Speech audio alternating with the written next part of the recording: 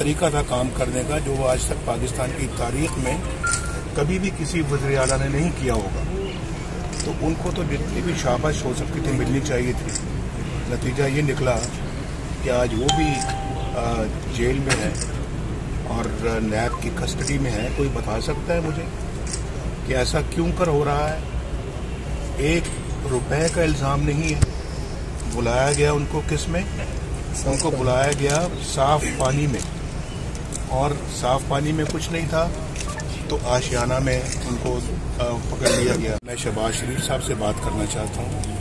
और शहबाज शरीफ साहब, आप जानते हैं जितनी दयानतदारी के साथ उन्होंने काम किया है, जिन मेहनत और कमिटमेंट के साथ काम किया है, ना दिन देखा ना रात देखी, ना सर्दी देखी ना गर्मी देखी, ना मींह ना बारिश ना आंधी।